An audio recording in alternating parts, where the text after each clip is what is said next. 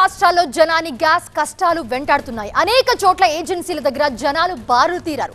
హోటళ్లు గ్యాస్ లేక మూతపడుతున్నాయి. దీనికి తోడు కొన్ని చోట్ల బ్లాక్ మార్కెట్ దందా నడుస్తోంది. అయితే అధికారులు సైతం ఎక్కడికక్కడ తనిఖీలు చేస్తూ ఉన్నారు. తెలుగు రాష్ట్రాల్లో అనేక చోట్ల అధికారులు దాడులు నిర్వహించారు. హోటళ్లలో వాడుతున్న డొమెస్టిక్ సిలిండర్లను సీజ్ చేశారు. అక్రమ నిల్వ ఉంచితే చర్యలు తప్పవని హెచ్చరించారు. నిజామాబాద్ జిల్లా ఆర్మూర్ పట్టణంలో ఎన్ఫోర్స్మెంట్ అధికారులు ఆకస్మిక దాడులు నిర్వహించారు. 50 డొమెస్టిక్ గ్యాస్ సిలిండర్లను స్వాధీనం చేసుకున్నారు. భద్రాద్రి కొత్తగూడెం జిల్లా జూలూరుపాడు మండల కేంద్రంలో నిర్వహించిన దాడుల్లో అనుమతులు లేకుండా నిల్వ ఉంచిన 34 గ్యాస్ సిలిండర్లను స్వాధీనం చేసుకున్నారు. గ్యాస్ బ్లాక్ మార్కెట్ దందాపై సూర్యాపేట పోలీసులు సైతం కొరడా జుల్పించారు. అక్రమ గ్యాస్ ఫిల్లింగ్ స్టేషన్ పై కూడా దాడి చేశారు. 20 కమర్షియల్ 20 డొమెస్టిక్ సిలిండర్లు ఫిల్లింగ్ పరికరాలు సీజ్ చేశారు. విశాఖ గాజువాకలో పౌర సరఫరాల శాఖ అధికారులు తనిఖీలు నిర్వహించారు. ఇక డొమెస్టిక్ సిలిండర్లను కమర్షియల్ గా వాడుతున్నట్లుగా గుర్తించి 17 డొమెస్టిక్ సిలిండర్లు సీజ్ చేశారు. అలాగే మెదక్ జిల్లా నర్సాపూర్లో హోటల్స్ పై దాడులు నిర్వహించారు అధికారులు. ఇక సత్యసాయి జిల్లా ధర్మవరం పెనుగొండలో అధికారులు తనిఖీలు చేపట్టారు. హోటల్స్ లో డొమెస్టిక్ సిలిండర్లు వాడితే కఠిన చర్యలు తప్పవని హెచ్చరికలు జారీ చేశారు. ఇదే అంశానికి సంబంధించి మరిన్ని అప్డేట్స్ అందించడానికి ప్రతినిధి కాజా అందుబాటులో ఉన్నారు. కాజా, ఇక్కడ ముఖ్యంగా 2 విషయాలు. ఒకటి, కేంద్రం ఆల్రెడీ నిల్వలు ఉన్నాయని చెప్తుంది. 2, ఎక్కడికక్కడ హోటల్స్ బిజినెస్ చేసే వాళ్ళందరూ కూడా ఇక్కడ సిలిండర్లు తెచ్చుకుని పెట్టుకున్నారు. దానికి కూడా ఒక లిమిట్ ఉంటుంది, వాళ్ళు ఉంచుకోవడానికి కూడా. ఎక్కడైతే ఎక్కువ సిలిండర్స్ ఉన్నాయో అక్కడ దాడులు నిర్వహించారని చెప్తున్నారు. అసలు ఎక్కడెక్కడ దాడులు చేశారు, ఎంతవరకు సీజ్ చేశారు? ఖచ్చితంగా గ్యాస్ వినియోగంలో 2 అంశాలు. ఒకటి కమర్షియల్ గ్యాస్ వినియోగం, రెండోది డొమెస్టిక్ గ్యాస్ వినియోగం. కమర్షియల్ గ్యాస్ పూర్తిగా ఈ ఏదైతే హోటల్స్ రెస్టారెంట్ ఉంటాయో దీంతోపాటు కమర్షియల్గా వాడకాలు చేసే దాంట్లో మాత్రమే ఆ నాన్ డొమెస్టిక్ గ్యాస్ సిలిండర్ని వాడాల్సి వస్తుంది. మరోవైపు ఈ డొమెస్టిక్ సిలిండర్లు ఏవైతే ఉంటాయో ఇవి గృహ అవసరాలకు మాత్రమే వినియోగించాల్సి వస్తుంది. దీన్ని కమర్షియల్గా వాడితే మాత్రం చట్ట ప్రకారంగా ఖచ్చితంగా చర్యలు ఉంటాయి.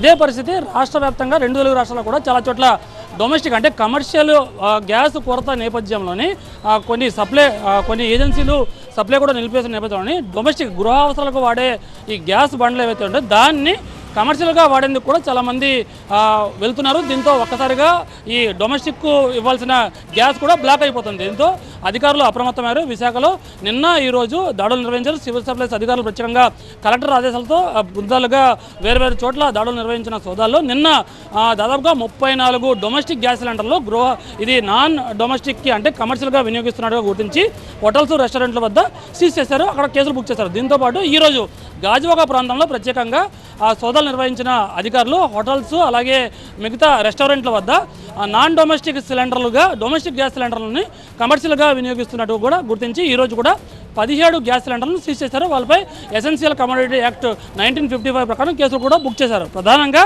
ఇప్పుడు కమర్షియల్ అంటే డొమెస్టిక్కి అవసరమైనంత గ్యాస్ ఉంది.